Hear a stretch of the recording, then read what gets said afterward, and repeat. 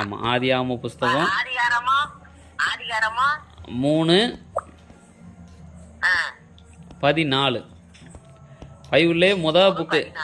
ஆமாம், பைபிள்லே புக்குங்கம்மா. சரி சரி, தேங்க்யூ ஜீசஸ், வண்டர்ஃபுல். சரி, நேற்று என்ன பார்த்தா ஞாபகம் இருக்குதுங்களா யாருக்குன்னா? முதல் நியாய ஆமாம், முதல் நியாய தீர்ப்பு பைபிள்லே சொல்லப்பட்ட முதல் நியாய தீர்ப்பு.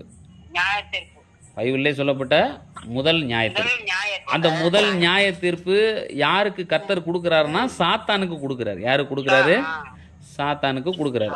அப்போ தேவ பிள்ளைங்க முதல் நியாய தீர்ப்பு கர்த்தர் வந்து சாத்தானுக்கு கொடுக்கறதுனால ரொம்ப கேர்ஃபுல்லாக கவனிக்கணும். ஃபஸ்ட்டு நியாய தீர்ப்பு வேதத்திலே முதல் நியாய தீர்ப்பு தேவனாகிய கர்த்தர் பிசாசுக்கு கொடுக்குறாரு, மனுஷனுக்கு கிடையாது. மனுஷனுக்கு நியாய தீர்ப்பு கிடையாது. ஏன்னு சொல்கிறேன் பாருங்கள். ஒவ்வொரு காரியங்களாக நான் விளக்க விரும்புகிறேன். ஏன்னா கர்த்தர் வந்து தன்னுடைய சாயலின்படியையும் தன்னுடைய ரூபத்தின்படியையும் மனுஷனை உருவாக்குனதுனால மனுஷனை நியாயந்திருக்கும் பொழுது தம்முடைய குமாரன் மூலமாக நியாயந்திருக்கிறார். ஆனால் பிசாசை வந்து நியாயந்திருக்கும் போது கர்த்தர் வந்து டைரெக்டாக நியாயந்திருக்கிறார். நான் நேரத்தை சொன்னேன், பாவம் செஞ்சவனை விட பாவம் செய்ய தூண்டினவனுக்கு தான் தண்டனை அதிகம். கொலை செஞ்சவனை விட கொலை செய்ய தூண்டினவனுக்கு தான் என்ன அதிகம்? தண்டனை அதிகம். அதனால் கர்த்தருடைய பிள்ளைங்க இந்த இடத்துல வந்து பாவம் செஞ்சது ஆதாமும் ஏவாளும், ஆனால் பாவம் செய்ய தூண்டினது இந்த சத்துரு பிசாசானவன். அதனால் ஆண்டவர் வந்து வேதத்திலே ஃபஸ்ட்டு ஜட்ஜ்மெண்ட் முதல் நியாய தீர்ப்பை கர்த்தர் பிசாசின் மேலே அறிவிக்கிறாரு. என்ன அறிவிக்கிறாருன்னா, சகல நாட்டு மிருகங்களிலும் சகல காட்டு மிருகங்களிலும் சபிக்கப்பட்டிருப்பாய். இதுதான் கர்த்தர் கொடுக்குற ஃபஸ்ட்டு நியாய தீர்ப்பு. இது கோல்டன் வேர்டுன்னு சொல்லலாம். ஏதோ வாக்கு தத்தம்னு சொல்லிட்டு ஒட்டி வைக்கிறோம் பார்த்தீங்களா? தேவனுடைய வாயிலிருந்து வந்த சாத்தானுக்கு வந்த நியாய தீர்ப்பு. இதை எழுதி ஒட்டி வைக்கணும் பாருங்க. சகல நாட்டு மிருகங்களை காட்டிலும் சகல காட்டு மிருகங்களை காட்டிலும் சபிக்கப்பட்டிருப்பாய். அப்போ ஆசீர்வாதம்னா என்னன்னாக்கா, எல்லாவற்றுக்கும் மேலே இருக்கிறது ஆசீர்வாதம்.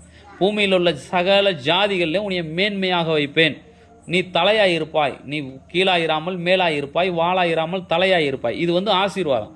இந்த சபிக்கப்பட்டதுனாக்க சாபம்னா என்னதுனாக்க, பூமியில் இருக்கிற சகல ஜாதிகளை நீ கீழ்பட்டிருப்பாய். பூமியில் இருக்கிற சகல ஜாதிகளை எப்படி இருப்ப? கீழ்பட்டிருப்பாய். இது வந்து சாபம். அப்போ பிசாச ஆண்டவர் எப்படி தாழ்த்தினார் பாருங்க. முதல் நியாய தீர்ப்பு பாவம் செய்ய தூண்டின அந்த பிசாசுக்கு கர்த்தர் கொடுத்த முதல் நியாய தீர்ப்பு, சகல நாட்டு மிருகங்களை காட்டிலும் சகல காட்டு மிருகங்களை காட்டிலும் நீ சபிக்கப்பட்டிருப்பாய். அதனுடைய அர்த்தம் என்னன்னாக்க, எல்லா மிருகங்களை காட்டிலும் பூமியில உயிர் வாழ்கிற எல்லா ஜீவச்சந்துகளை காட்டிலும் பிசாசு கீழே இருக்கிறான்னு அர்த்தம். அதனுடைய அர்த்தம். அப்ப பிசாசு வந்து கீழ்ப்படுத்தப்பட்டவன். சிலுவை மரணத்துக்கு முன்னாடியே ஆண்டவர் சாத்தானை கீழ்ப்படுத்த முடியும்னா, அப்போ சிலுவை மரணத்துக்கு பின்பு அவனை வந்து ஒன்றுமே இல்லாமல் ஆக்கிட்டாரு, ஜீரோவாக்கி விட்டார். அதனால் தேவ பிள்ளைங்க பிசாசை குறித்து பயப்பட வேண்டிய அவசியம் கிடையாது. அவன் பவர்லெஸ், அவன் வல்லமை இல்லாதவன், அவன் அதிகாரம் இல்லாதவன். அவனுக்கு வல்லமை கிடையாது, அதிகாரம் கிடையாது. இன்றைக்கி நிறைய ஊழியக்காரங்க சொல்கிற மாதிரியா பிசாசுக்கு கொஞ்சம் வல்லமை இருக்குது, பிசாசுக்கு கொஞ்சம் சக்தி இருக்குதுன்னு சொன்ன மாதிரியா பிசாசுக்கு எந்த சக்தியும் கிடையாது. பூமியில் இருக்கிற சகல ஜீவன்களை காட்டிலும் கீழானவன் தான் பிசாசு. அப்போ இது வந்து தங்க வசனம். உங்கள் வீட்டில் தங்க வசனம் எழுத சொன்னால் இந்த வசனத்தை எழுதி போடுங்க. பிசாசு சகல நாட்டு மிருகங்களை காட்டிலும் காட்டு மிருகங்களை காட்டிலும் இருக்கிறதுலே சின்ன மிருகம், சின்ன ஜீவனை காட்டிலும் அவன் சபிக்கப்பட்டவன். அதனால் கர்த்தருடைய பிள்ளைங்க அவனுக்கு பயப்பட வேண்டிய அவசியம் கிடையாது. பிரைஸ் தி லார்ட், ஹல்லேலூயா. சரி, இன்னைக்கு அடுத்த வசனத்தை நம்ம வாசிப்போம் பாருங்கள். எவ்வளோ அருமையான வார்த்தை பாருங்கள். ஒவ்வொரு அடுத்து தேவநாயக கர்த்தர் என்ன பண்ணுறாரு அப்படின்றத நான் உங்களுக்கு காண்பிக்க விரும்புகிறேன். Thank you Lord Jesus. அதுக்கு முதல் நியாய தீர்ப்பு முடிஞ்சிருச்சு. நீ உன் வயிற்றினாலே நகர்ந்து உயிரோடு இருக்கும் நாளெல்லாம் மண்ணை தின்பாய். இதெல்லாம் நம்ம பார்த்தோம். அதுக்கப்புறம் பாருங்க, உனக்கும் ஸ்திரிக்கும் உன் வித்துக்கும் அவள் வித்துக்கும் பகையை உண்டாக்குவேன். இது ரொம்ப முக்கியமான வார்த்தை. ஆதியாகமம் 3:15 உனக்கும் ஸ்திரிக்கும். அப்போ உனக்கும் ஸ்திரிக்கும்னா என்ன? அப்போ ஏன் வந்து ஸ்திரிக்கும் ஏன் சர்ப்பத்துக்கும் கர்த்தர் பகையை உண்டாக்கணும்? வந்து உனக்கும் ஸ்திரிக்கும் உன் வித்துக்கும் அவள் வித்துக்கும் ரெண்டு காரியம் சொல்லப்பட்டிருக்கு. ஒன்று ஸ்திரிக்கும் சர்ப்பத்துக்கும், அதுக்கப்புறம் சர்ப்பத்தின் வித்துக்கும் ஸ்திரியின் வித்துக்கும் கர்த்தர் பகையை உண்டாக்குறார். பிரைஸ் தி லார்ட், ஹல்லேலூயா. இது எவ்வளவு பெரிய வார்த்தை தெரியுமா? ஒரு ஸ்திரியின் மூலமா இந்த பாவம் அந்த பூமியில பிரவேசித்த ஒரு ஸ்திரியின் மூலமா ஒரு வஞ்சகமா பிசாசு ஏமாத்தி அவளை வந்து பாவம் செய்ய வச்சு ஆதாமையும் செய்ய வச்சான். அதனால ஆண்டவர் பாருங்க எவ்வளவு ஞானம் உள்ளவர் பாருங்க. இந்த சர்ப்பத்தினால தானே பாவம் வந்துச்சு. இந்த சர்ப்பம் தானே வந்து ஏவாளை வஞ்சிச்சது. அதனால ஸ்திரீக்கும் சர்ப்பத்துக்கும் நடுவே கர்த்தர் பகையை உண்டாக்குறார். ஹல்லேலூயா, பிரைஸ் தி லார்ட். ஏன் பகையை உண்டாக்கியாச்சுன்னா இந்த ஸ்திரீக்கும் சர்ப்பத்துக்கும் சம்பந்தம் இல்லாம போயிடும். அவன் வந்து பகையாளி ஆயிட்டான். அப்ப ஸ்திரீனுடைய முதல் பகையாளி யார்? வேதத்துல யாரு பகையாளினாக்க இந்த சர்ப்பம் தான், இந்த பிசாசானவன் தான் முதல் பகையாளி. அப்ப கர்த்தர் ஏன் வந்து முதல் பகையாளியா, ஸ்திரீக்கு முதல் பகையாளியா இந்த சர்ப்பத்தை வந்து கர்த்தர் வந்து வச்சார்னா, இந்த சர்ப்பம் வந்து இந்த ஸ்திரியை வஞ்சிச்சிருச்சு. அதனால தான் வேதத்தில் வந்து முதல் பகையாளி யாரு? இந்த சர்ப்பம். வேதத்தினுடைய நல்ல கவனிங்க, வேதத்திலே முதல் பகையாளி ஸ்திரீக்கு, அதாவது ஒரு பொண்ணுக்கு ஒரு பெரிய எதிரி யாரு தெரியுமா? சர்ப்பம் தான், பிசாசு தான், வேற யாருமே கிடையாது. இன்னைக்கு வந்து பெண்கள்கிட்ட கேட்டிங்கன்னா உங்க எதிரி யாருன்னு கேட்டிங்கன்னா புருஷன், புள்ள, இவங்க என் மாமனார் மாமியார் அப்படிம்பாங்க. பெண்களுக்கு வந்து விரோதி மாமனாரோ மாமியாரோ இல்லாட்டினா அத்தையோ மாமாவோ மச்சானோ கிடையாது. தேவ பிள்ளைங்க அதை வந்து மறந்துருங்க. பகையாளி கிடையாது, அவங்க பகையாளி கிடையாது. வேதத்திலே முதல் பகையாளி, வேதத்திலே கர்த்தர் கொடுத்த முதல் பகையாளி, முதல் கர்த்தருடைய வாயிலிருந்து வந்த வார்த்தை, உனக்கும் ஸ்திரீக்கும் உன் வித்துக்கும் அவள் வித்துக்கும் பகையை உண்டாக்குவேன். பிரைஸ் தி லார்ட், ஹல்லேலூயா. அப்ப வேதத்திலே ஸ்திரீகளுக்கு இந்த இருக்கிற பகையாளி யாருனாக்க பிசாசு. எல்லாரும் சொல்லுங்க, ஸ்திரீயினுடைய பகையாளி பிசாசு. ஸ்திரீயினுடைய பகையாளி யாரு? பிசாசு.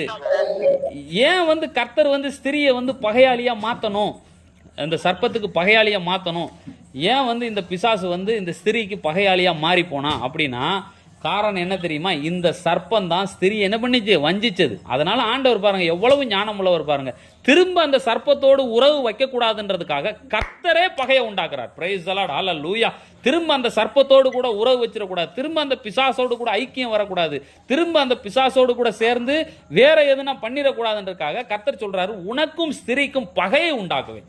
அப்போ மறுபடியும் கர்த்தர் வந்து பிசாசோட வந்து இந்த ஸ்திரீ வந்து அவ பேசணும்னு சொல்லிட்டு தேவன் விரும்பல. கர்த்தருடைய பிள்ளைங்க ஞாபகம் வச்சுக்கோங்க. அப்ப ஸ்திரீயினுடைய முதல் பகையாளி வேதத்தின்படி, உங்களுக்கு ஸ்திரீக்கு இருக்கிற ஒரு சத்துரு யார் தெரியுமா? ஒரு பெண்ணினுடைய சத்துரு யாரு? வேதத்தின்படி யாருனாக்கா பிசாசு தான் ஒரு பெண்ணினுடைய சத்துரு. ஒரு ஆணோ இல்லாட்டினா உங்க வீட்டில் இருக்கிற உங்க கணவரோ இல்லாட்டினா உங்க அண்ணன் தம்பியோ இல்லாட்டினா உங்க பிள்ளைகளோ வந்து சத்துரு கிடையாது. ஒரு ஸ்திரீயினுடைய முதல் பகையாளி யாரு? சத்ருவாகிய பிசாசானவன். இந்த வலு சர்ப்பம் தான் முதல் எதிரி. அதனால ரொம்ப முக்கியமான காரியம் இது, வந்து ரொம்ப மைனூட்டா கவனிக்க வேண்டியதா இருக்குது. ஏன் வந்து பகையாளியை வச்சான்? இந்த பகையாளியான பிசாசானவன் தான் ஸ்திரியை வந்து தந்திரத்தினால வீழ்த்தினான். அதனால ஆண்டவர் 2 பேருக்கு பகையை உண்டாக்கிட்டார், நன்மைக்காக உண்டாக்குறார் பகையை. அதுக்கப்புறம் பாருங்க என்ன பண்ணது? உன் வித்துக்கும் ஸ்திரியின் வித்துக்கும் பகையை உண்டாக்குவேன். சர்ப்பத்தின் வித்துக்கும் ஸ்திரியின் வித்துக்கும், உன் வித்துக்கும் அவள் வித்துக்கும். அப்ப சர்ப்பத்தின் வித்துனா என்ன அப்படின்னு கவனிக்க வேண்டியதா இருக்குது. சர்ப்பத்தின் வித்துனா யாரை குறிக்குது, அது என்னத்தை குறிக்குது, யாரு அப்படின்னு சொல்லிட்டு சர்ப்பத்தின் வித்தை நம்ம அடையாளம் கண்டு கொள்ளணும். தேவ பிள்ளைங்க மறந்துடக்கூடாது. இந்த கடைசி நாட்கள்ல சர்ப்பத்தின் வித்து உங்களுக்கு தெரியாட்டினா நீங்க அவங்களை ஜெயிக்கிறது ரொம்ப கஷ்டம். அதை அறிந்து கொள்ளணும். சர்ப்பத்தின் வித்து யாரு, சர்ப்பத்தின் வித்து எப்படிப்பட்டது, சர்ப்பத்தின் வித்து எதை குறிக்குது அப்படின்னு சொல்லிட்டு தெளிவாக அறிந்து கொள்ளணும். வில்லியம் பிரனாம்ன்றவர் அவர் ஒரு காரியத்தின சர்ப்பத்தின் வித்துனா என்னன்னாக்க, அந்த ஏவாள் போய் அந்த சாத்தானோட டைரக்டா உடல் உறவு வச்சு அவன் வந்து முதல் காயின் பிறந்தான் அப்படின்ற வில்லியம் பிரனாம். இது வந்து கள்ள உபதேசம் அது. ஏன்னா சாத்தானுக்கு சரீரம் கிடையாது. சாத்தானுக்கு தேவ தூதர்கள் வந்து அவங்க வந்து செக்ஸுவல் ரிலேஷன்ஷிப், அதாவது உடல் சம்பந்தமான எந்த ஒரு காரியத்தையும் அவங்களால செய்ய முடியாது. இது வந்து கவனிச்சுக்கிறணும் தேவ பிள்ளைங்க. அதனால வந்து இந்த வில்லியம் பிரனாம்ன்றவர் என்ன பண்ணாரு, இந்த சாத்தானுக்கும் ஏவாளுக்கும் பிறந்தவன் தான் இந்த காயின். அதுக்கு என்ன உதாரணம் சொல்றானாக்க, அந்த யாக்கோபு புஸ்தகத்தில் எழுதியிருக்குது, பொல்லாங்கனால் உண்டான காயின் அப்படின்னு சொல்லப்பட்டிருக்கு. அப்ப காயின் வந்து பொல்லாங்கனால உண்டானவன் சொல்லப்பட்டிருக்கு. அப்ப அதை வச்சுக்கிட்டு என்ன சொல்றாருனாக்க, இந்த ஸ்திரீ, இந்த முதல் ஸ்திரியாகிய ஏவாளுக்கும் அந்த சாத்தானுக்கும் பிறந்தவன் தான் காயின் என்கிற ஒரு வதந்தியை கிளப்பி சபையில ஒரு கள்ள உபதேசத்தை உருவாக்குனாங்க. சர்ப்பத்தின் வித்துனா அது கிடையாது. சர்ப்பத்தின் வித்துனா அது கிடையாது. சர்ப்பத்தின் வித்துன்றது இன்னும் நீங்க வந்து ஆழமா போனீங்கன்னா, இது வந்து ஒரு ஆவிக்குரிய வாழ்க்கையில தேவன் இல்லாம பிறக்கிறது தான் சர்ப்பத்தின் வித்து. தேவன் இல்லாம பிறக்கிறது தான் சர்ப்பத்தின் வித்து. இன்னும் சொல்ல போனா பிசாசுக்கு பிறந்த பிள்ளைகள், அவனுடைய ஆவியை வந்து அவன் வந்து என்ன பண்றான், ஜனங்களுக்குள்ள வச்சு அவங்கள கீழ்ப்படியாமைக்குள்ள நடத்தி அவனுடைய தந்திரத்தினால ஜனங்களை தன் பக்கமா இழுக்கிறான். அவங்க தான் சர்ப்பத்தின் வித்து என்று வேதத்தில் நம்ம பார்க்க முடியும். ஒரு உதாரணத்துக்கு நான் பார்க்குறேன் பாருங்க. யோவானுக்கு எழுதின சுவிசேஷ புஸ்தகத்தில் 8வது அதிகாரம் 44 யோவான் 8:44. யோவான் எழுதின சுவிசேஷ புஸ்தகம் 8:44. சர்ப்பத்தின் வித்துனா யாருன்னு உங்களுக்கு காண்பிக்க விரும்புகிறேன். யோவான் 8:44. நீங்கள் உங்கள் பிதாவாகிய பிசாசானவனால் உண்டானவர்கள், உங்கள் பிதாவினுடைய இச்சைகளின்படி செய்ய மனதாக இருக்கிறீர்கள். அப்போ உங்கள் பிதாவாகிய பிசாசானவனால் உண்டானவர்கள், இதை யாரை சொல்றாருனாக்க இந்த பரிசேயர் சதுசேயர்களை, இயேசுவுக்கு கீழ்ப்படியாத ஒரு கூட்டத்தை பார்த்து ஆண்டவராகிய இயேசு கிறிஸ்து சொல்றாரு, நீங்க உங்கள் பிதாவாகிய பிசாசானவனால் உண்டானவர்கள். இது வந்து சர்ப்பத்தின் வித்து. அதாவது சர்ப்பத்தின் வித்து என்ன பண்ணுது? இயேசுவுக்கு அகைன்ஸ்டா இருக்குது, இயேசு கிறிஸ்துவுக்கு விரோதமா இருக்கு சர்ப்பத்தின் வித்து. அதனால இயேசு கிறிஸ்து இந்த சர்ப்பத்தின் வித்துக்கும் ஸ்திரியின் வித்துக்கும் எதை உண்டாக்குறாருன்னா ஒரு பகையை உண்டாக்குறாரு. பிரைஸ் தி லார்ட், ஹல்லேலூயா. அப்ப ஏன் வந்து ஸ்திரீக்கும் வலு சர்ப்பத்துக்கும் பகையை உண்டாக்குனாருன்னா நன்மைக்காக. அதே மாதிரி அந்த சர்ப்பத்தின் வித்துக்கும் அவள் வித்துக்கும் ஏன் கர்த்தர் பகையை உண்டாக்குறாருன்னா அது நன்மைக்காக. பிரைஸ் தி லார்ட், ஹல்லேலூயா. அப்ப இந்த இடத்துல பாருங்க, உங்கள் பிதாவாகிய பிசாசினாலே உண்டானவர்கள், உங்கள் பிதாவினுடைய இச்சையின்படி செய்ய மனதாய் இருக்கிறீர்கள். அப்ப இந்த இடத்துல சர்ப்பத்தின் வித்தை பத்தி இயேசு கிறிஸ்து சொல்றாரு, அவன் ஆதி முதற்கொண்டு மனுஷ கொலைபாதகனா இருக்கிறான். சத்தியம் அவனிடத்தில் இல்லாதபடியினால் அவன் சத்தியத்திலே நிலை நிற்கவில்லை. அவன் பொய்யனும் பொய்க்கு பிதாவுமாய் இருக்கிறபடினால் அவன் பேசும்போது தன் சொந்தத்திலிருந்து எடுத்து பேசுகிறான். அப்ப சர்ப்பத்தின் வித்துனா யாருன்னா பிசாசினால உண்டானவர்கள். வேதத்தின்படி பார்த்தோம்னா சர்ப்பத்தின் வித்து யாரு? வலு சர்ப்பத்தினுடைய வித்து யாருனாக்க அது பிசாசினால உண்டான சந்ததி. அது டைரக்டா இயேசு கிறிஸ்து சொல்றாரு. வெறும் யூதர்களுக்கு மட்டும் கிடையாது, புறஜாதிகள் நிறைய பேர் இருக்கிறாங்க, அந்த சர்ப்பத்தின் வித்து நிறைய இருக்குது. அப்ப சர்ப்பத்தின் வித்துக்கும் தேவ வித்துக்கும் ரொம்ப வித்தியாசம் இருக்குது.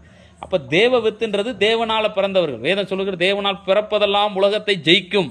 அப்ப ஜெயிக்கிற வித்து தான் தேவனுடைய வித்து. நீங்களும் நானும் எப்படிப்பட்ட வித்துனா தேவ வித்து.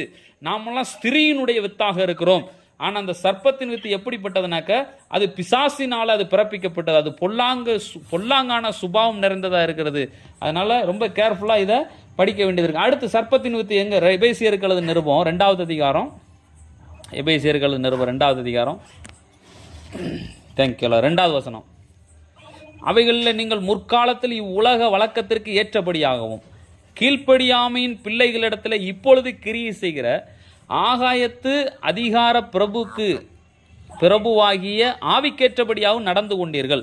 அவர்களுக்குள்ளே நாம் எல்லாரும் முற்காலத்திலே நமது மாம்ச இச்சையின்படியே நடந்து நமது மாம்சமும் மனசும் விரும்பினவைகளை செய்து சுபாவத்தினாலே மற்றவர்களைப் போல கோபாக்கினையின் பிள்ளைகளாக இருந்தோம். இதுல முக்கியமானது ஆகாயத்து அதிகார பிரபுவாகிய ஆவிக்கேற்றபடி நடந்து கொண்டோமா. அப்போ ஆகாயத்து அதிகார பிரபு யாரு? அதுனாக்கா அது வந்து சர்ப்பம், அது வந்து வலு சர்ப்பத்தின் ஆவி.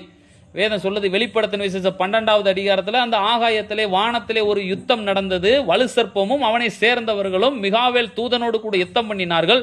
அவர்கள் யுத்தம் பண்ணியும் ஜெயங்கொள்ளவில்லை. அவர்கள் பூமியிலே விழ தள்ளப்பட்டார்கள். அப்போ ஆகாயத்தில் இருக்கிற அந்த அதிகார பிரபு யாருனாக்க அவன் வந்து வலு சர்ப்பம். அந்த வலு சர்ப்பம் தான் என்ன பண்ணுது? அவன் தன்னுடைய பிள்ளைகளை என்ன பண்றான்? அவனுடைய ஆவிக்கேற்றபடியாகவும் மாம்ச இச்சைகளை நிறைவேற்றுறதுக்காகவும் மனசும் மாம்சம் விரும்பினவைகளை செய்யறதுக்காகவும் அவன் அவங்களுக்கு உதவி செய்யறான் பாருங்க. அதனுடைய முடிவு எங்க கொண்டு போய் விடுதுனாக்க அவங்க நரகத்துல கொண்டு போய் விடுது. அப்ப இந்த சர்ப்பத்தின் வித்து அப்படின்னு வேதத்துல வாசிச்சோம்னாக்க அது ஆகாயத்து அதிகார பிரபுவாகி அந்த வலு சர்ப்பத்தினுடைய பிள்ளைகள். நாமளும் ஒரு காலத்துல பாத்தீங்கன்னாக்க நம்ம பிசாசுனுடைய அடிமைத்தனத்துல இருந்தோம், பிசாசுனுடைய பிள்ளைகளா இருந்தோம், நம்ம அவிசுவாசிகளா இருந்தோம், தேவனற்றவர்களா இருந்தோம். வேதம் சொல்லுது, தேவனோ இரக்கத்தில் ஐஸ்வர்யம் உள்ளவராய் நம்மேல் அன்பு கூர்ந்து நம்மளை வந்து பிசாசுனுடைய கையிலிருந்து பிடுங்கி எடுத்து அவருடைய ராஜ்யத்துக்குள்ள கொண்டு வந்திருக்கிறார். அப்ப நம்மளை கர்த்தர் இருளின் ராஜ்யத்திலிருந்து பிடுங்கி எடுத்திருக்கிறாரு, தம்முடைய குமாரனுடைய அன்பின் ராஜ்யத்துக்குள்ள நம்மளை கொண்டு வந்திருக்கிறாரு. நீங்கள் நானும் சர்ப்பத்தின் வித்து கிடையாது, நீங்களும் நானும் தேவனால் பிறந்த கூட்டம். தேவனால் பிறப்பதெல்லாம் உலகத்தை ஜெயிக்கும். நம்முடைய விசுவாசமே உலகத்தை ஜெயிக்கிற ஜெயம் என்று சொல்லப்பட்டிருக்கிறது. வேதம் சொல்லுகிறது, தேவனுடைய வசனத்தினாலே பிறந்தவர்கள் எல்லாம் தேவனாலே பிறந்தவர்கள் என்று சொல்லப்பட்டிருக்கிறது. அதனால தேவ வித்து வேற, ஸ்திரீயினுடைய வித்து வேற, சர்ப்பத்தினுடைய வித்து வேற. அதுக்கப்புறம் பாருங்க, இன்னும் நிறைய காரியத்தை காண்பிக்க விரும்புகிறேன். யோவானுக்கு 1 யோவான் புஸ்தகம் 4வது அதிகாரம் 3வது வசனம். 1 யோவான் 4:3. இந்த சர்ப்பத்தின் வித்தெல்லாம் நம்ம அடையாளம் கண்டுபிடிக்கணும். Thank you Lord. 1 யோவான் புஸ்தகம் 4வது அதிகாரம் 3. மாம்சத்தில் வந்த இயேசு கிறிஸ்துவை அறிக்கை பண்ணாத எந்த ஆவியும் தேவனால் உண்டானது அல்ல. அப்ப சர்ப்பத்தின் வித்தை எப்படி கண்டுபிடிக்கலாம்? மாம்சத்தில் வந்த இயேசுவை அறிக்கை பண்ணாத ஆவி. நல்லா கவனிங்க. மாம்சத்தில் வந்த இயேசுவை அறிக்கை பண்ணாத ஆவிதான் அது பிசாசு, அது சாத்தான் வலு சர்ப்பத்தினுடைய வித்து. அப்ப அந்த ஆவி எப்படிப்பட்டதுன்னா, வருமென்று நீங்கள் கேள்விப்பட்ட அந்தி கிறிஸ்துவனுடைய ஆவி அதுவே இப்பொழுதும் உலகத்திலே உண்டாயிருக்கிறது. அப்ப சர்ப்பத்தின் வித்துனா என்ன? மாம்சத்தில் வந்த இயேசுவை அறிக்கை பண்ணாத வித்து தான் சர்ப்பத்தின் வித்து. இன்னைக்கு பாருங்க, நிறைய பேர் இயேசுவை அறிக்கை பண்றது கிடையாது. அது எவ்வளவு பெரிய மார்க்கமா இருக்கட்டும், என்ன பெரிய பெரிய ஆட்களா இருக்கட்டும், மாம்சத்தில் வந்த இயேசுவை அறிக்கை பண்ணலையா, அவங்க சர்ப்பத்தின் வித்து. நீங்களும் நானும் அப்படி கிடையாது. கர்த்தராகிய இயேசுவை நம்முடைய இருதயத்தில் ஏற்றுக்கொண்டிருக்கிறோம், வாயினால் அறிக்கை பண்ணியிருக்கிறோம். என்னைக்கு நீங்க இயேசுவை அறிக்கை பண்ணினீங்களோ, அவருடைய நாமத்தின் மேல் விசுவாசம் உள்ளவர்களை, அவரை ஏற்றுக்கொண்டவர்கள் எத்தனை பேர்களோ அத்தனை பேர்களும் பிள்ளைகளாகும்படிக்கு அதிகாரம் கொடுக்கிறார். பிரைஸ் தி லார்ட், ஹல்லேலூயா. அப்ப நீங்களும் நானும் தேவனுடைய வித்தாக மாற்றப்பட்டிருக்கிறோம். ஆனா அந்த சர்ப்பத்தின் வித்து எப்படிப்பட்டதுனாக்கா, இயேசுவை அறிக்கை பண்ணாத வித்து. மாம்சத்தில் வந்த இயேசுவை அறிக்கை பண்ணாத ஆவி, அது ஒரு அந்தி கிறிஸ்துவனுடைய ஆவி, அது சர்ப்பத்தின் வித்தாக இருக்கிறது. அதனால தேவ பிள்ளைங்க மறந்துடக்கூடாது. இந்த காரியங்களை நம்ம ரொம்ப நோட் பண்ணணும். ஆகாயத்து அதிகார பிரபுவனுடைய ஆவி கேட்டபடி நடக்கிறவங்க அது சர்ப்பத்தின் வித்து. அதுக்கப்புறம் யோவான் 8வது அதிகாரத்தில் சொல்லப்பட்டிருக்கிறபடி அந்த பரிசேயர் சதுசேயர் கூட்டத்துக்கிட்ட இயேசு கிறிஸ்து சொன்னாரு, நீங்கள் சர்ப்பத்தின் வித்து, நீங்கள் உங்கள் பிதாவாகிய பிசாசுனால உண்டானவர்கள். இந்த 1 யோவான் 4வது அதிகாரம் 3வது வசனம் சொல்லப்பட்டிருக்கு, சர்ப்பத்தின் வித்து எப்படிப்பட்டதுன்னா, இயேசுவை அறிக்கை பண்ணாத ஆவி, இது மோசமான ஆவி, இது வலு சர்ப்பத்தின் ஆவி. அப்ப இதற்கு பின்னாடி கிரியை செய்தது இந்த சர்ப்பத்தினுடைய வித்து இன்றைக்கு வரைக்கும் கிரியை செய்யுது. ஏன் இந்த சர்ப்பத்தின் வித்தை அடையாளம் கண்டுபிடிக்கணும்னா, இந்த சர்ப்பத்தின் வித்துக்கும் நமக்கும் ஒரு பகை இருக்கிறது. தேவ பிள்ளைங்களுக்கும் இந்த சர்ப்பத்தின் வித்துக்கும் உறவு இருக்குதுன்னு பைபிள்ல சொல்லப்படல. தேவ பிள்ளைகளுக்கும் சர்ப்பத்தின் வித்துக்கும் என்ன இருக்குது? பகை இருக்கிறது அப்படின்னு சொல்லப்பட்டிருக்கு. அதனால கர்த்தர், ஏன் பகை இருந்தா நல்லதுன்னு வச்சுக்கோங்க, பகை இருந்தா நல்லது. எப்படி ஸ்திரீக்கும் சர்ப்பத்துக்கும் கர்த்தர் பகையை உண்டாக்கின பொழுது ஸ்திரீ மறுபடியும் அந்த சாத்தானோடு எப்படி அந்த உறவு கொண்டாட முடியலையோ, அதே மாதிரியா நமக்கும் சர்ப்பத்தின் வித்துக்கும் ஒரு வகையான அந்த பகையை கர்த்தர் உண்டாக்கும் பொழுது நமக்கும் அவங்களுக்கும் இருக்கிற அந்த ஆவிக்குரிய சம்பந்தமான எல்லா காரியங்களையும் பரிசுத்த ஆவியானவர் தடை செஞ்சு நமக்கும் அதுக்கும் எந்த சம்பந்தமும் இல்லாம பண்ணியிருந்தார். பிரைஸ் தி லார்ட், ஹல்லேலூயா. அதனால சர்ப்பத்தின் வித்து என்னன்னு சொல்லிட்டு நம்ம அறிந்து கொள்ளணும். அடுத்து பாருங்க, சர்ப்பத்தின் வித்து என்னன்னு நம்ம பார்ப்போம். யோவான் எழுதின சுவிசேஷ புஸ்தகம் 8வது அதிகாரம் 23:8-23.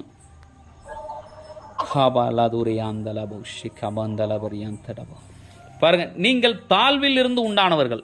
இந்த இடத்துல சொல்றாரு, நீங்கள் தாழ்வில் இருந்து. அப்ப சர்ப்பத்தின் வித்து எங்க இருந்து உண்டாச்சுன்னா, தாழ்வில் இருந்து உண்டானது.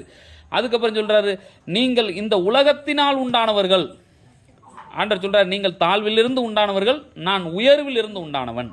அப்ப சர்ப்பத்தின் வித்துக்கும் தேவ வித்துக்கும் ரொம்ப வித்தியாசம் இருக்குது. சர்ப்பத்தின் வித்து தாழ்வுல இருந்து வந்திருக்குது. நீங்களோ நானோ தாழ்வுல இருந்து வரல, உன்னதத்திலிருந்து வந்த ஆவியினாலே நாம் பிறந்திருக்கிறோம். நாம் உன்னதத்திலுடைய பரிசுத்த ஆவியானவருக்கு பிறந்தவர்கள். நாம் தேவ வித்தாக இருக்கிறோம். பிரைஸ் தி லார்ட், ஹல்லேலூயா. இந்த பூமியில தாழ்வில் இருந்து உண்டான வித்து அது சர்ப்பத்தின் வித்து. அதுக்கப்புறம் சொல்றாரு, நீங்கள் இந்த உலகத்தினால் உண்டானவர்கள், நான் இந்த உலகத்தில் உண்டானவன் அல்ல. நீங்களும் நானும், ஆண்டவர் சொல்றாரு, நீங்களும் நானும் உலகத்தினால உண்டானவர்கள் கிடையாது. உங்களுடைய ஆவி, என்னுடைய ஆவி தேவ ஆவியோடு கூட பிறந்திருக்கிறதுனால உங்களுடைய பிறப்பு, இந்த ஆவிக்குரிய பிறப்பு உலக சம்பந்தமான பிறப்பு கிடையாது. நீங்களும் நானும் பிறந்த பிறப்பு உலக சம்பந்தமான பிறப்பு கிடையாது. நாம தேவ வித்தாக இருக்கிறோம். பிரைஸ் தி லார்ட், ஹல்லேலூயா. பாருங்க, தேவ வித்தை காமிக்கிறேன் பாருங்க, எப்படின்னு பாருங்க.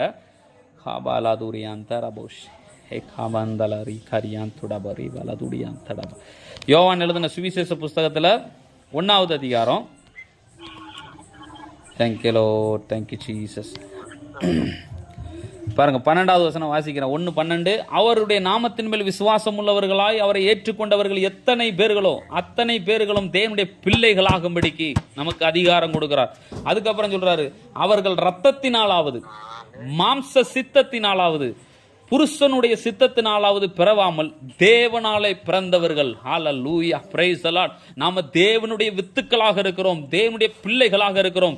இந்த தேவனுடைய பிள்ளைன்ற இந்த ஸ்தானம் மாம்சத்தினால கிடைக்கல, ரத்தத்தினால கிடைக்கல, புருஷனுடைய சித்தம். ஏதோ என்னுடைய புருஷன் எனக்கு பிள்ளைங்களை பெற்றதுனால, இல்லைன்னா என் பிள்ளைங்க அதனால தேவனுக்கு பிள்ளைகள் ஆகல. வேதம் சொல்லுது, அவர்கள் தேவனாலே பிறந்தவர்கள். ஹல்லேலூயா. நீங்களும் நானும் தேவனாலே பிறந்தவர்கள். நீங்களும் நானும் தேவன் தேவனாலே பிறந்தவர்கள், நாம் தேவனுடைய வித்துக்களாக இருக்கிறோம், அவருடைய பிள்ளைகளாக இருக்கிறோம் என்று வேதம் சொல்லுகிறது. அப்ப சர்ப்பத்தின் வித்துனா என்ன தெரியுமா?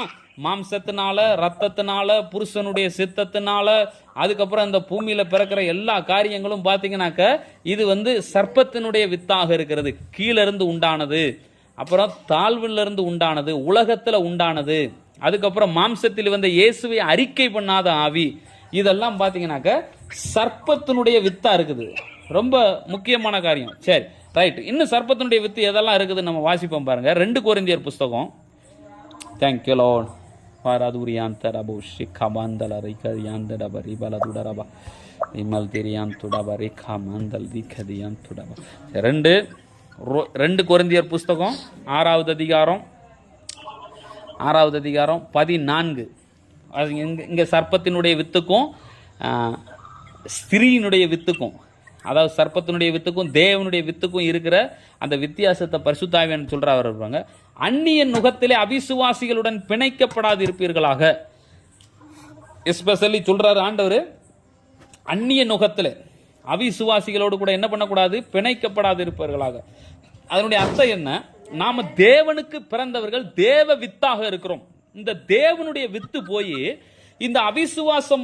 இந்த அவிசுவாசியோடு கூட சம்பந்தம் கலக்கூடாது. ஏன்னா இந்த அவிசுவாசியானவன், இந்த அவிசுவாசத்துல இருக்கிறவங்க சர்ப்பத்தினுடைய வித்தா இருக்கிறாங்க, அதை மறந்துடக்கூடாது. அப்ப தேவனுடைய வித்தும் இந்த சர்ப்பத்தினுடைய வித்தும் ஒன்னா கலக்கும் பொழுது அது தேவனுக்கு கோபத்தை உண்டாக்குது, மறந்துடக்கூடாது.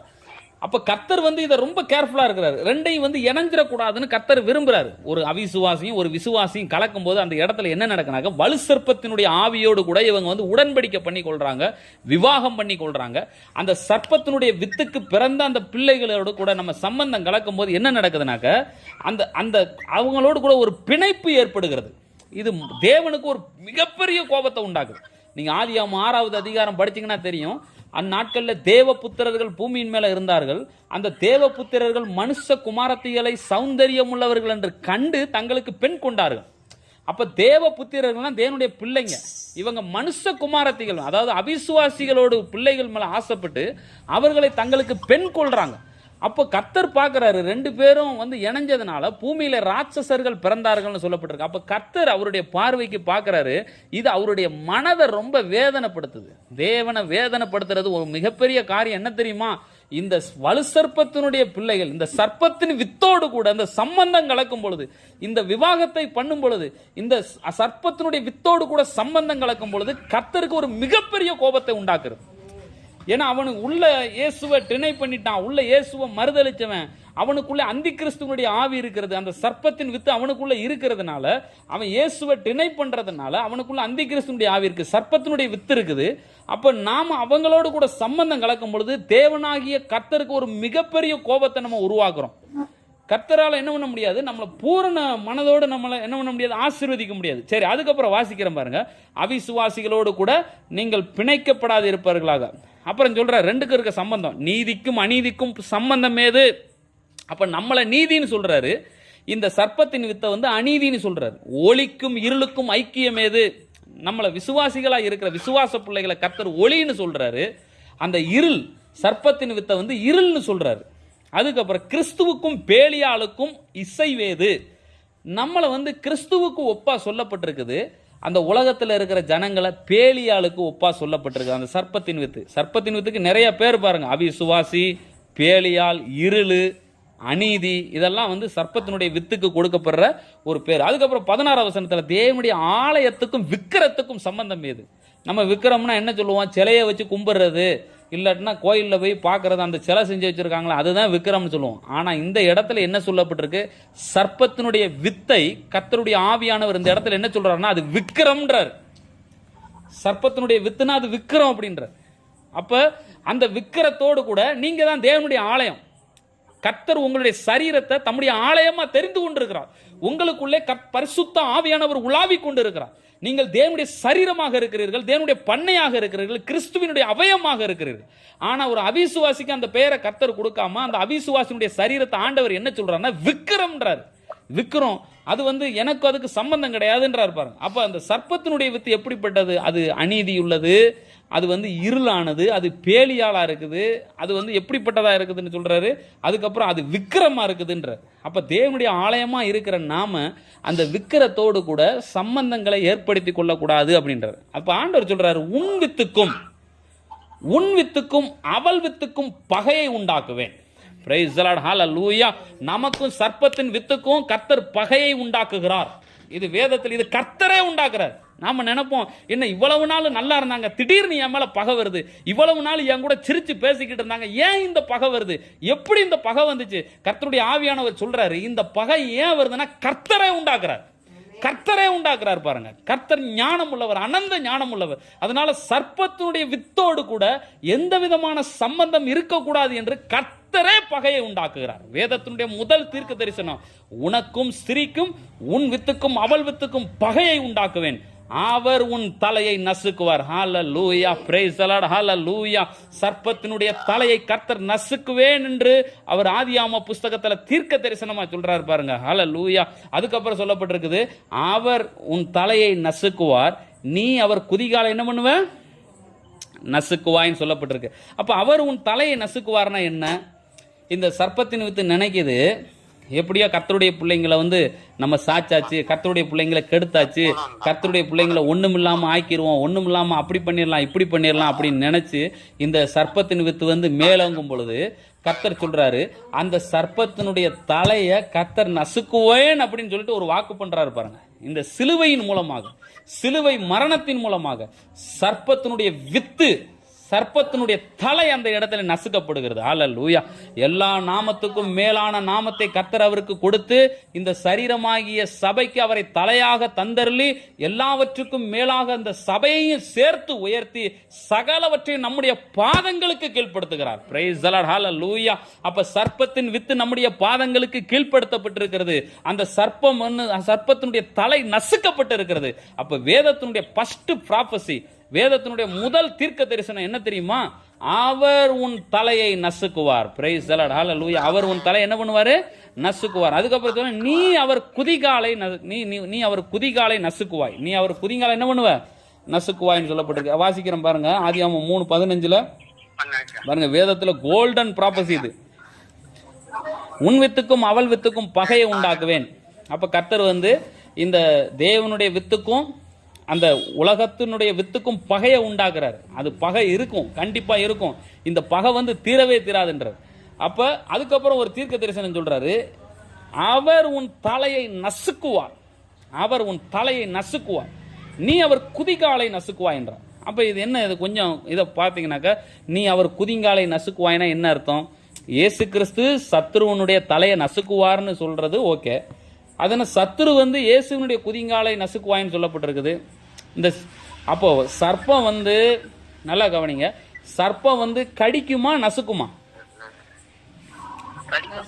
கடிக்கும்.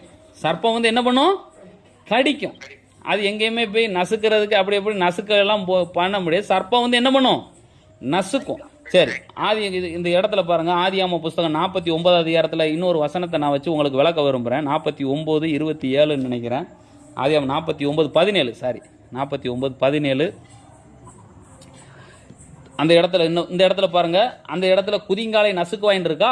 இந்த இடத்துல பரிசுத்த ஆவியானவர் என்ன எழுதி வச்சிருக்கிறார் பாருங்க, தான் குதிரையின் மேல் ஏறி இருக்கிறவன் மல்லாந்து விழும்படிக்காக அதன் குதிங்காலை கடிக்கிறதற்கு வழியில் கிடக்கிற சர்ப்பத்தை போலவும். சர்ப்பம் வந்து என்ன காலை கடிக்குது, குதிங்காலை கடிக்குது. ஆமா. அப்ப அந்த ஆதியாகமம் 3:15 அவர் உன் தலையை நசுக்குவார், நீ அவர் குதிங்காலை கடிப்பாய்ன்றதான் கரெக்டான வார்த்தை. நீ அவர் குதிங்காலை என்ன பண்ணுவ, கடிப்பாய். அப்போ ஒரு மனுஷனுடைய பலன், ஒரு மனுஷனுடைய பலன் எதுல இருக்குன்னா குதிங்கால்ல இருக்குது. ஒரு மனுஷனுடைய முழு சரீரத்தையும் நிக்க வைக்கக்கூடிய பகுதி வந்து எதுனா குதிங்கால். சொல்லுதாங்க பாத்தீங்களா, அந்த முன்னாடி இருந்தவங்க உன் குதிங்கால் நரம்ப அத்து விட்டுருவேன் அப்படிங்காங்க பாத்தீங்களா. குதிங்கால் நரம்ப அத்து விட்டா மனுஷன் உடம்ப வந்து அவன் சொந்த சரீரத்தை அவனாலேயே தூக்கிக்கிட்டு நடக்க முடியாது. அப்போ ஒரு மனுஷனுடைய சரீரத்தை தூக்கிட்டு போறதுக்கு முக்கியமான பகுதி என்னது, இந்த குதிங்கால். இந்த குதிங்கால் நரம்பு அந்து வச்சுனா, இந்த குதிரைக்கு குதிங்கால் நரம்பு அத்து விட்டாச்சுனா, குதிங்கால் நரம்பை வந்து அறுத்து விட்டாச்சுனா அந்த குதிரை ஒண்ணுக்குமே உதவாம போயிடும். அப்போ அதே மாதிரியாதான் இந்த இடத்துல தீர்க்க தரிசனம் என்ன சொல்லப்பட்டிருக்குது, நீ அவர் குதிங்காலை கடிப்பாய் அப்படின்னு. நீ அவர் குதிங்காலை கடிப்பாய், அவர் உன் தலை என்ன பண்ணுவாரு, நசுக்குவார், நீ அவர் குதிங்கால என்ன பண்ணுவ, கடிப்பாய். அப்போ ரெண்டு முக்கியமானது வார்த்தை அந்த இடத்துல. நசுக்குவாயின் இருக்கு. நசுக்குவாயின் நீங்க இந்த கன்னடா பைபிள பார்த்தீங்கன்னா, ಆತನು ನಿನ್ನ ತಲೆಯನ್ನು ಜಚ್ಚುತ್ತಾನೆ, ನೀನು ಆತನ ಕಾಲನ್ನು ಕಚ್ಚಿವಿನಿದೆ. ಆತನ ಕಾಲನ್ನು கச்சிவி, இம்மடிಯನ್ನು கச்சிவி இருந்தது. இம்மடிಯನ್ನು கச்சிவி அப்படின்னு, அவருடைய குதிங்கால நீ கடிப்பாய் அப்படின்னு இருக்கு. அப்போ இந்த பிசாசு என்ன நினைக்கிறான்னா, இந்த ஆண்டவருடைய குதிங்கால நான் கடிச்சிட்டேன் அப்படின்னு நினைக்கிறான். நல்லா கவனிங்க, இந்த தீர்க்க தரிசனம் ஆதியாகமம் 3:15 விளக்கம் சொல்கிறேன் பாருங்க. இந்த பிசாசு என்ன நினைக்கிறான்னா, இயேசு கிறிஸ்துடைய குதிங்கால கடிச்சாச்சு, இந்த பாதத்தை கடிச்சாச்சு அப்படின்னு நினைக்கிறான் பாருங்க. இந்த பிசாசு என்ன நினைக்கிறான், இயேசுனுடைய குதிங்கால கடிச்சாச்சுன்னு நினைக்கிறான். ஆனால் அங்கே இந்த இடத்துல நடந்தது என்ன தெரியுமா, இவன் தலை நசுங்கி போச்சு. இவன் குதிங்கால கடிச்சவனு இவன் நினைச்சுக்கிட்டு இருக்கான். ஆனா என்ன நடந்துச்சு வேதத்தில், அவனுடைய தலையை கர்த்தர் நசுக்கி விட்டான். சர்ப்பத்தினுடைய வித்தை என்னைக்கு நசுக்கினாரோ, சர்ப்பத்தை என்னைக்கு நசுக்கினாரோ, அன்னைக்கு சபையானது எல்லாவற்றுக்கும் மேலாக உயர்த்தப்பட்டு விட்டது. ஹல்லேலூயா, பிரைஸ் தி லார்ட், ஹல்லேலூயா. தேவ பிள்ளைங்க எதுக்குமே பயப்பட வேண்டிய அவசியம் கிடையாது. கர்த்தருடைய பிள்ளைங்க எதுக்குமே கலங்க வேண்டிய அவசியம் கிடையாது. சபையானது சத்துனுடைய தலையை நசுக்கி இருக்கிறது. இயேசுவினுடைய பாதம் அந்த பிசாசுனுடைய தலையின் மேல் நின்று கொண்டு இருக்கிறது. தேவ பிள்ளைங்க மறந்துடக்கூடாது.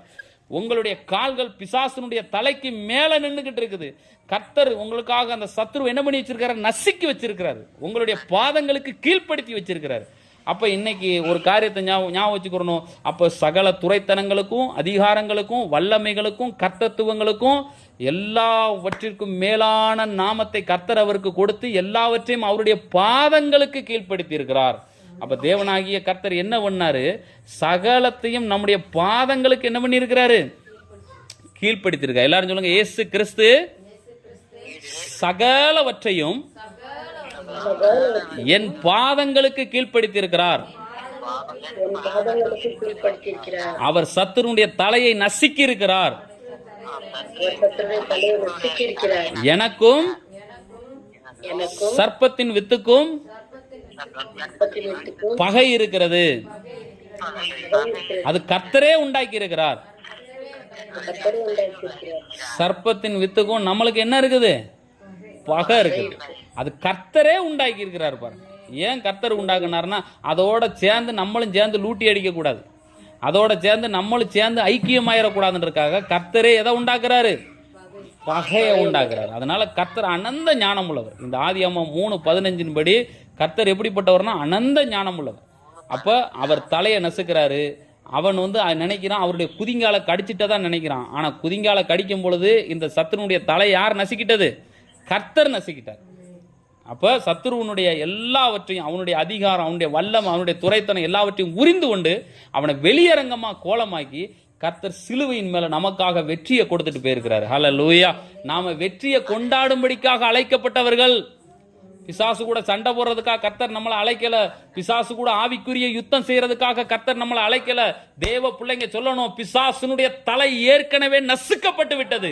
கல்வாரி சிலுவையின் மூலமாக, அவருடைய தழும்புகளின் மூலமாக, அவருடைய ரத்தத்தின் மூலமாக, அவருடைய காயத்தின் மூலமாக பிசாசுனுடைய தலை ஏற்கனவே நசுக்கப்பட்டு விட்டது. இயேசுவின் நாமத்தினால, இயேசுவின் நாமத்தினால கர்த்தர் உங்க கூட பேசிக்கிட்டு இருக்கிறாரு. கர்த்தருடைய ஆவியானவர் உங்க கூட பேசிக்கிட்டு இருக்கிறாரு. ஆவிக்குரிய யுத்தம் செஞ்சு ஆவிக்குரிய விதத்துல நீங்க பிசாசுகளை தோற்கடிக்கிறதுக்காக கர்த்தர் உங்களை அழைக்கல. பிசாசுனுடைய தலை ஏற்கனவே நசுக்கப்பட்டு விட்டது. நீங்கள் பிசாசுகளை துரத்தும்படிக்காக கர்த்தர் உங்களை அழைத்திருக்கிறார். என் நாமத்தினாலே பிசாசுகளை துரத்துவார்கள், நவமான பாசைகளை பேசுவார்கள், சர்ப்பங்களை எடுப்பார்கள், சாவுக்கு ஏதுவான யாதொன்றை அவர்கள் குடித்தாலும் அவர்களை சேதப்படுத்தாது என்று கர்த்தர் நமக்கு என்ன பண்ணியிருக்கிறாரு, வாக்கு பண்ணியிருக்கிறாரு. அப்ப ஆதியாகமம் 3:15 ஒரு முக்கியமான தீர்க்க தரிசனம் என்ன தெரியுமா, அவர் உன் தலையை நசுக்குவார். ஹல்லேலூயா, ஹல்லேலூயா. அது இன்னைக்கு கர்த்தர் கல்வாரி சிலுவையில நிறைவேற்றி முடித்து விட்டார். நீங்களும் நானும் சாத்தான் கூட சண்டை போறதுக்காக அழைக்கல, நீங்களும் நானும் சாத்தானை துரத்துவதற்காக அழைக்கப்பட்டிருக்கிறோம். பிரைஸ் தி லார்ட், ஆமென், ஹல்லேலூயா. மறுபடியும் நாளைக்கு ஆதியாகமம் 3:16 நம்ம பார்ப்போம். ரொம்ப நல்லா இருக்கும். கர்த்தர் தாமே உங்கள் அனைவரையும் ஆசீர்வதிப்பாராக. ஆமென், பிரைஸ் தி லார்ட். எல்லாரும் அறிக்கை பண்ணிக்கொள்வோம். இயேசுவே எனக்குள் வாழ்பவரே, எனக்குள் உலாவுபவரே, உமக்கு ஸ்தோத்திரம். எனக்கும் ஸ்திரீயின் வித்துக்கும் சர்ப்பத்தின் வித்துக்கும் பகை இருக்கிறது. இயேசுவின் நாமத்தினால எல்லாவற்றையும் ஜெயித்த இயேசு எனக்குள்ள இருக்கிறார். ஸ்திரியின் வித்தா இருக்கிற இயேசு எனக்குள்ள இருக்கிறார். மரணத்தையும் பாதாளத்தையும் ஜெயித்த இயேசு எனக்குள்ள இருக்கிறார். சத்துருடைய தலையை நசுக்கின இயேசு எனக்குள்ள இருக்கிறார். ஏற்கனவே பிசாசை இயேசு ஜெயித்து விட்டார். நான் பிசாசுகளை ஜெயிக்கிறதற்காக அழைக்கப்படவில்லை, துரத்துகிறதற்காக அழைக்கப்பட்டவன்.